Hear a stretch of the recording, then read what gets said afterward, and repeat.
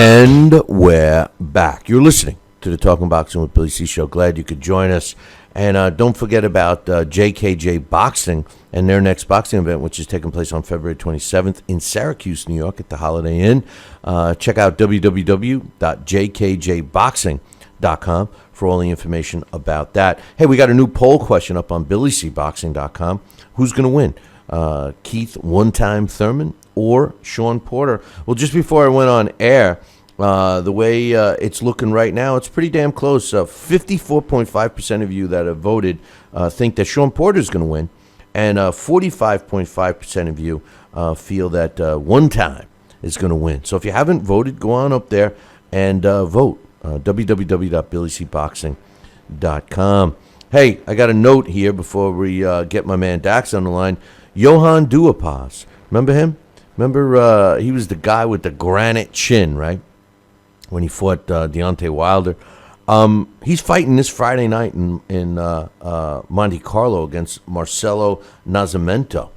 The reason why I mention that is because don't be surprised if you don't see Johan Duhaupas back here in the States after he beats Nascimento this Friday night. So joining me right now is my man Daxx Khan. What's up, Daxx? I'm trying to enjoy this nice weather today, huh?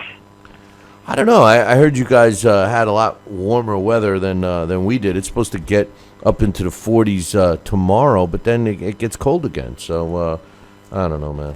I don't know. But anyway, I'm seeing a lot of comments in the chat room, actually.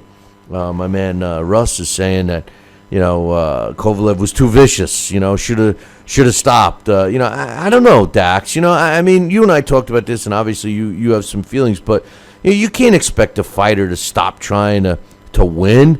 I mean, once a fighter does that, they get caught with something. Next thing you know, I mean, Pascal still has a powerful punch. I mean, I don't know. I don't criticize Pascal at all. I mean, Kovalev at all. If they were concerned about their fighter, Freddie Roach and his corner and the referee, they should have stopped it. What's your thoughts on this fight, man? I think, my whole opinion on this fight from the start, including the first fight between Kovalev and Pascal, I think Jean Pascal was kind of used a little bit as a pawn, a little bit as like a sacrificial lamb, if you want to say. The fight that everybody wanted to see, and the big fight up there was, of course, Kovalev against Adonis Stevenson. And even, aside from Kovalev and Adonis Stevenson, Jean Pascal wanted to fight with Adonis Stevenson before he fought Kovalev. He called them out. He chased them around on social media, in public. It would have been a huge money fight for both men. It would have packed the house. It would have brought big ratings. For whatever reason, Stevenson didn't take it. So, Jean Pascal, being a fighter, he's a fighter at heart. He's a fighter in the ring. He's a former, lineal light heavyweight champion. So he decided, hey, if I can't get Stevenson, I want the second best guy, and that's going to be Kovalev. Kovalev, of course, took the fight. I think both Jean Pascal and Sergey Kovalev was hoping the original fight was going to lead to Adonis Stevenson. It just, it didn't happen. Jean Pascal, why I am so adamant that he was used as a pawn is when you look at Jean Pascal leading up to the fight, Bill, since 2011, after the rematch with Bernard Hopkins, what did Jean Pascal actually do to garner himself a title shot? In 2012, 2013, he fought against a couple B-level opponents in Kuziemski and George Blades. He looked good because the opponents made him look good.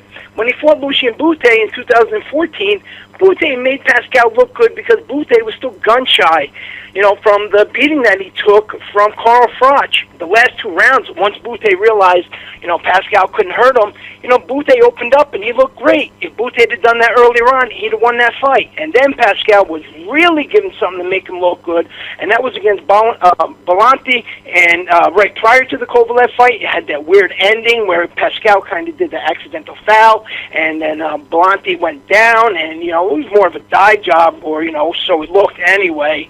Jean Pascal was kind of ushered into this fight, and because, again, nobody else was willing to sign the contracts against each other, they were using Jean Pascal as a way to see. Team Stevenson was looking at Jean Pascal as a way to see exactly how good is Sergey Kovalev. We know Jean Pascal has an iron chin. We know Jean Pascal has a lot of heart. If Kovalev looks vulnerable against him, we'll sign the fight Kovalev, or we're going to fight to sign to fight Jean Pascal. If it was a close fight, that would have led to it. Adonis Stevenson is the guy that held this up. Saturday, Bill, it was a brutal fight. Not the brutal that, people think of when they think of like an Arturo Gatti type fight, but, those who've been around the sport long enough know exactly what I mean. Jean Pascal was getting hurt from the opening round. And, and it all started with the jabs to the body. Yeah, but listen. I agree with you. And the thing is this, though. And like we're in the chat room that's going on right now. You can't expect a fighter. If Pascal was getting beat, which I agree with you, it was a brutal fight. But doesn't that burden fall on his corner? People are mad at Kovalev for sustaining the beating and not taking him out of there. Well, you know what? Since when, and you and I were talking about this earlier, since when does the boxing business, all of a sudden now it's too brutal? Come on, man. The whole idea is to render your opponent unconscious. If the referee stops the fight, fine. He should have stopped it. Like you said earlier, it seemed like he was sticking up for his countrymen, his own corner. They were fighting amongst themselves. You made the comments last week about Freddie Roach and he don't embarrass me, I'm going to leave. This was more about Freddie's ego than anything else. And now Kovalev is taking the heat? I don't get it. It wasn't just Kovalev, and that's why, no, Kovalev shouldn't take the heat at all. And that's why I mentioned, how Pascal was even ushered into this in the first place, because Jean Pascal did what he's supposed to. He's a fighter. He wants to fight the best. All fighters, no matter what stage of their career, how old they get, they want nothing but the great fights. Everybody, Michael Griffin, the referee, he failed Jean Pascal. The commission, they failed Jean Pascal. If you remember, at the weigh-ins, Kathy Duva had mentioned to the commission about Jean Pascal's beard.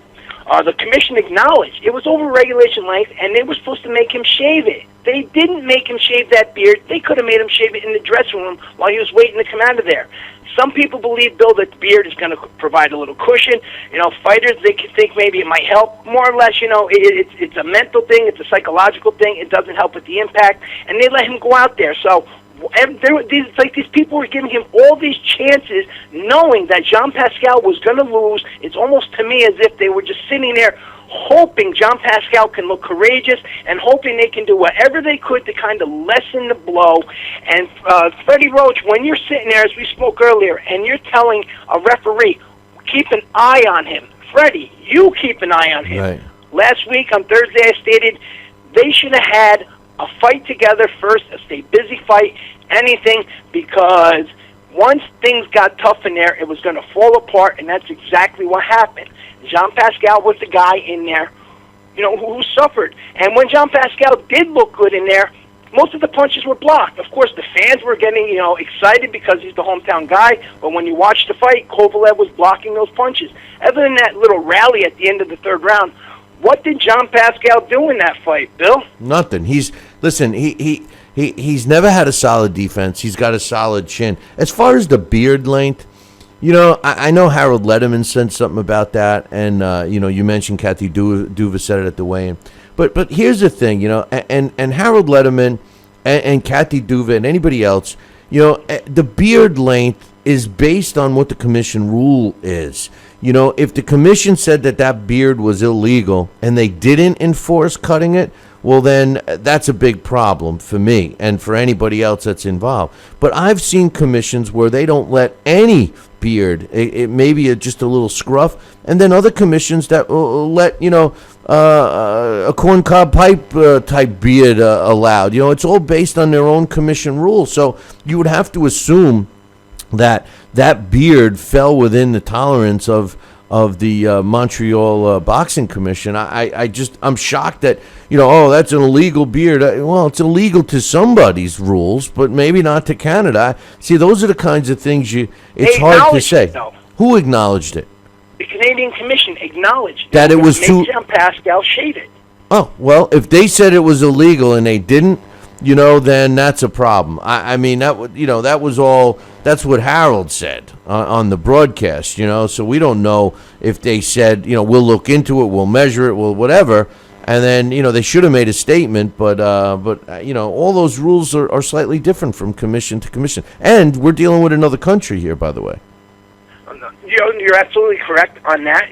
So maybe for all we know, the fact could have been that they were just kind of entertaining Kathy Duva for the moment. But it was said. These are just a lot of things that add up. And the most important thing, Bill, and we spoke about this before off air. We spoke about this on air.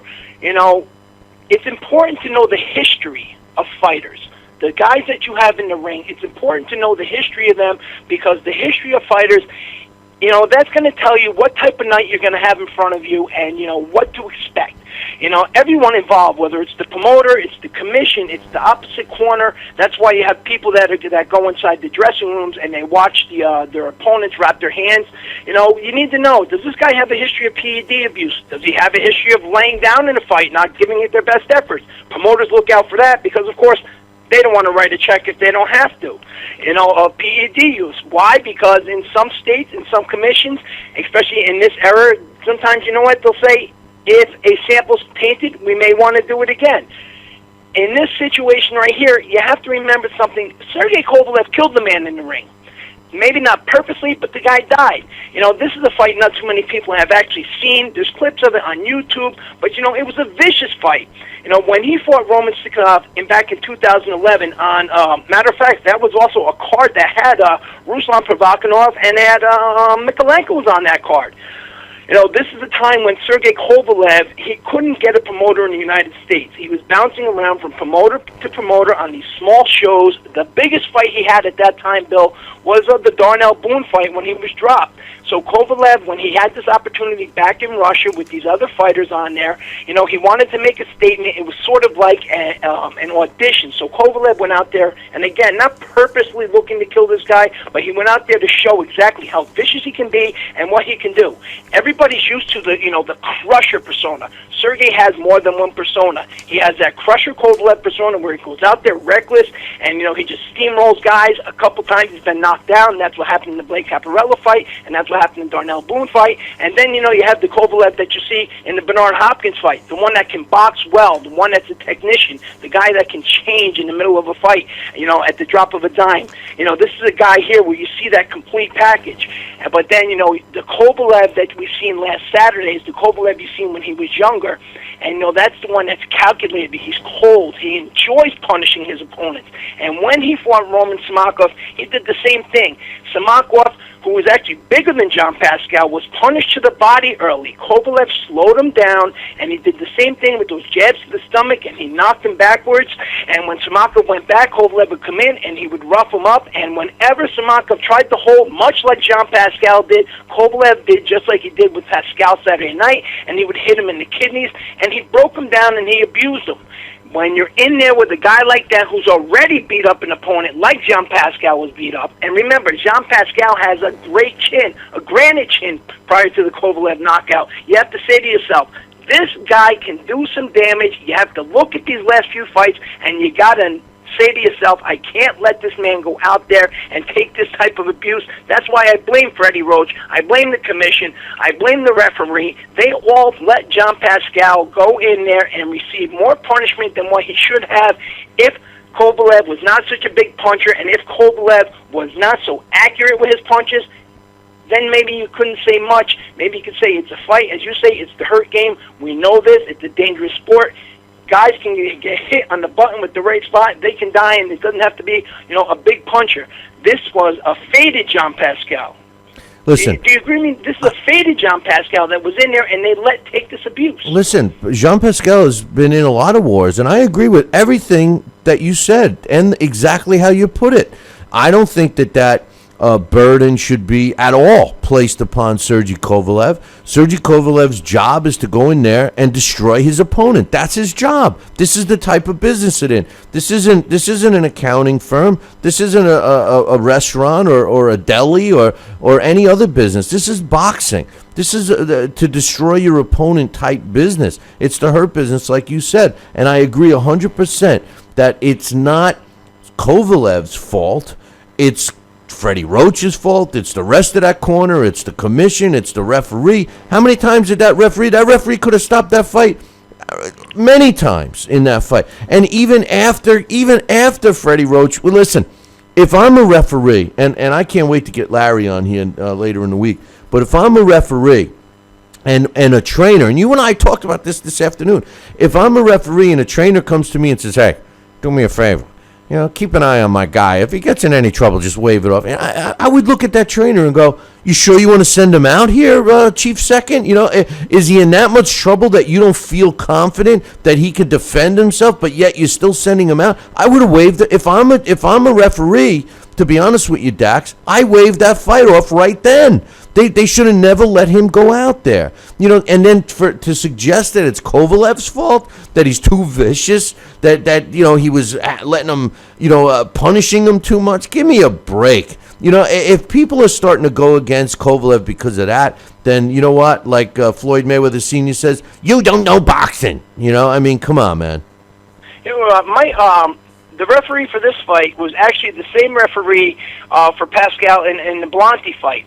The guy isn't exactly the greatest referee, so I don't know why, he didn't stop it early. Now, when, in the first Kovalev fight, when Louis Pavon stopped it in the 8th round, Kovalev was still standing, Pascal was still standing, but, he was taking a lot of abuse, and Louis Pavon said, you know what, that's enough, and that's what prompted Pascal and his team to say it was an early stoppage because Pascal was still standing. Michael Griffith, for all the reasons, the 2 knockdowns, where he ruled them as slips.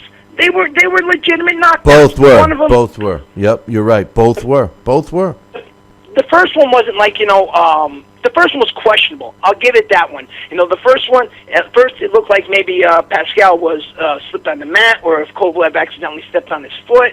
Later on you've seen that, he did get hit, and it wasn't a hard punch where you would say that's what knocked him down. So I could accept that. The second one, right there, that's one that was definitely a knockdown, and this guy should have looked a little bit closer. And again, referees, we spoke about this before, and I think I can't swear if I heard Larry say at one point in time where he thought and you thought there should be some type of schools for a referee. Yeah, I suggest that they should do that. Well, he does classes, but I was saying about chief seconds more. But yeah, referees definitely have to get have to take schooling and stuff for referees. They constantly have to update that. That's fact. I think that referees should be forced to sit there and whoever they're going to, especially let's say, big fights, it's impossible to do with new fighters who only have 1 or 2 fights because there's not the footage. But, when you get guys on this level or even, the undercard level, and that, there's a lot of footage on these guys have 10, 20 fights, I think referees should be forced to study the guys, the guys who are going to be in there and know what they're dealing with. Just like any other sport, any other official, they look at what they're dealing with, and a referee should do that as well. Some guys, let's take an Arturo Gatti type, or even a Diego Corrales type. Some guys can just take these beatings and keep getting knocked down and keep getting back up because it's what they do. Sometimes they're just off balance, and some of them just have this ability to absorb inhuman amounts of punishment. And then when you see guys that usually have this iron granite chin and never go down, and you see them getting beat up and abused and hurt and the gas is sucked right out of them, you have to say to yourself, this guy is obviously taking a lot of punishment, so I can't continue to let him take this punishment because it's uncharacteristic of him. Well, I just, his defense, you're talking about Pascal, his defense just isn't there. And I don't know why he continues. Remember, he retired a couple of years ago. Now he's talking about coming back. He wants another shot at the title. I don't know, man. He's been in some wars. It goes all the way back to the fight he had with Carl Froch. Was a war way back then. And amazing stuff, man. Amazing stuff. And not just Jean Pascal in general. We're obviously we're using this fight as an example on how the referee failed Jean Pascal, but maybe if the referee would have did a little bit of research, he'd have been able to make his own call. You don't ask the corner, what should they do? You don't, the corner, when you're sitting there, as you stated, and the corner's going, keep an eye out for my guy. If you're a good referee, just like you said, you stop it right then and there. You don't say, okay, I'll watch, unless, I heard, we didn't catch on Mike where they said, keep an eye out for my guy, and I'm going to split my cornerman's purse with you. Right. Well, you know what bothered me Russ Amber was in that corner giving instructions. They had another guy in the corner giving instructions, and they had Freddie Roach giving instructions. So Jean Pascal had three different voices in his ear. And the other two guys were wanting to stop that fight. They wanted to stop. You and I talked about this earlier today. They wanted to stop that fight, and they were looking for Freddie to make the decision. And he kept saying, "I'm going to stop it. I'm going to stop it. You're taking too much of a beating." And all the other guys are going, "Yeah, save it for another night." Blah blah blah. And then Freddie's like, "You want to continue? Do you want to continue?" And he's like, "Give me one more round." Right then. There was, the corner was disagreeing with each other. You knew that it was not going to end well at that point. At least that's what I thought. The eyes, the eyes is where you always look. As far many years I've been around the sport, and anybody that I know are referees, and I know I'm sure Larry Hazard, when he comes on, he'll enforce this. What you look for is in the eyes of a fighter, because that's going to tell you everything.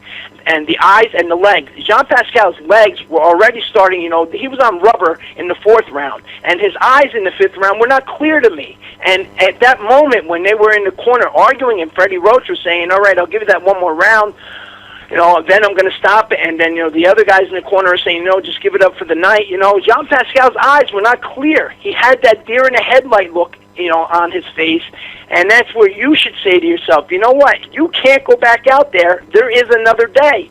Freddie Roach didn't do that, because Freddie Roach, I've seen this over the last couple of years. I said this with Miguel Cotto, as Freddie Roach was saying how he reinvigorated Miguel Cotto. Miguel Cotto reinvigorated him, and, they're a great team together. But you know something? There was no difference in Miguel Cotto. What they did was they carefully matched Miguel Cotto, and that was to allow Miguel Cotto to keep that title a little bit longer, and that was to allow Freddie Roach to, look a little bit better, because the Manny Pacquiao fight against Floyd Mayweather had flopped, and Freddie Roach had some other losses. I think there was 4 or 5 other losses he had within the last 2 years, and everything was falling apart on him. Freddie has a big ego. I've said it before. So by him sitting there telling that referee, "Keep an eye out for my guy," that gave Freddie Roach a backdoor, Bill. That was able for Freddie to say, "I didn't stop that fight. My guy didn't want to stop that fight." This is the second time they did that to Jean Pascal. The referee stopped that fight. Yeah, but you know what?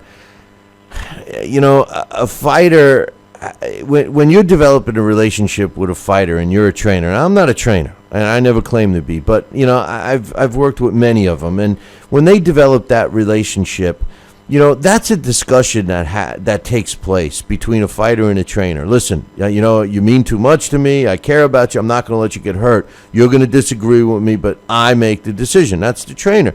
Freddie Roach is supposed to be a potential future Hall of Famer or whatever, trainer, class act, all of these things, and yet he doesn't do it. He doesn't look. It doesn't seem, and you made reference to it last week. He does not seem that he genuinely cares about his fighters. He's talking smack all the time. We're going for the knockout. It even seems like, even with Manny Pacquiao, his total cash cow, it even seems that Manny at times doesn't listen to him anymore. And like you said today, it's time for Freddie to hang him up, Dax. Well, here's another odd thing, and Freddie said this more than one time before the fight, and they continuously played that the night of the fight, where Freddie said, "Jean Pascal sought me out. Jean Pascal sought me out." Again, that's another thing that tells me Freddie was looking for a way to say, something, I did the best I could with him. I can't fix what is too far broken. Again, I knew who he was when he came to my gym. He asked me if he can hit the bag, and then, and Freddie made it like, yeah, at a charity I went over there and I worked with him, because he pestered me. So Freddie, you came off like a jerk, and that's, was my point last week with the comment on, well, if you embarrass me, you might come back to the corner, and I'm not there. As far as your comment about, the trainer and the fighter working together, and the trainer having to say to the fighter, "I care about you, I'm going to stop the fight," and even though the fighter wants to go on, when you work together with a trainer, and you don't have to be with that trainer for 10 years or 25 fights, however you want to put it, but, if you have that good working relationship, another reason why, if you're with a new trainer, you don't jump into a huge fight like this. You want to get acquainted and affiliated by taking some smaller fights, so this way you're able to get this communication in the corner where everything doesn't have to be verbalized. You should be able to look at your fighter and know, listen, he's had enough, and your fighter should be able to look at you and say to himself, okay, He should be able to, get some sort of instructions without having everything spelled out for him. Freddie Roach used to be that type of guy. Jean Pascal, was hoping that Freddie was going to reinvigorate him, and it didn't work. Oscar De La Hoya is an example of guys who just used to jump from trainer to trainer to trainer, hoping that somebody was going to work for him. Mike Tyson was another guy. They never worked with these trainers before the big fights, and they lost these big fights. And Freddie Roach is a guy who worked with Oscar De La Hoya for a big fight, and Oscar didn't work out in that big fight.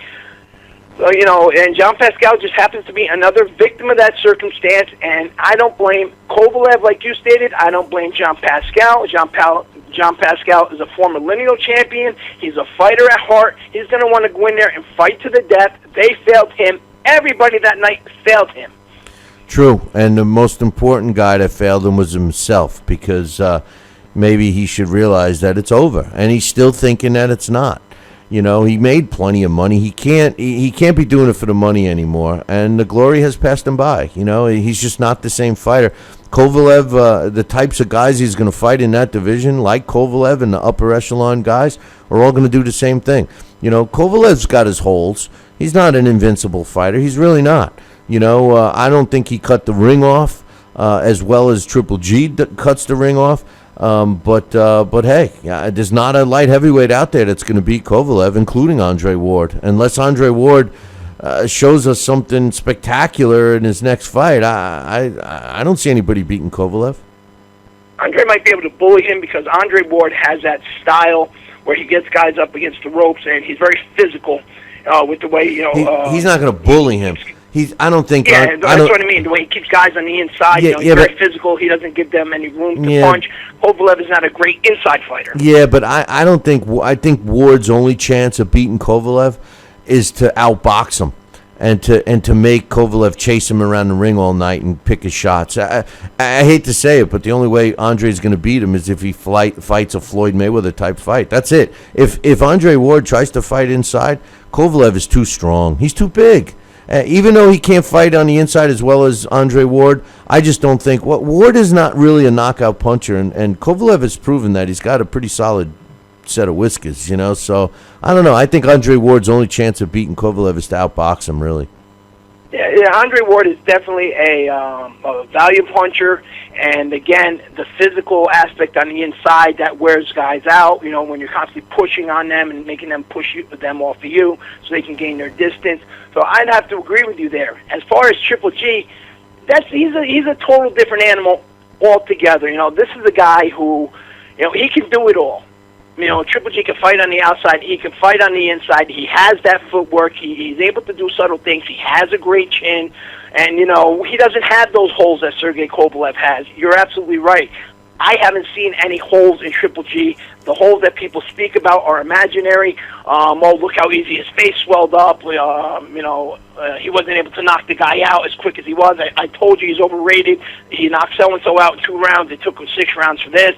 Triple G is just one of those fighters, much like a Floyd Mayweather, who, I'm not a fan of the person, but always a fan of his fights, where, people just want to see him lose because they can't admit he is that good. Sergey Kovalev isn't that good, but he's dangerous, and anybody in that division right now, I don't say none of them can beat him, but, you're taking a chance at any point in time. If Artur Beterbiev would tighten up his defense a little bit, he'll mow through that division. And Adonis Stevenson, he's embarrassed himself. They're going to laugh him out of the sport. Yeah. Dax, I got to take a break. Great points. Time flies when you're on the roll. So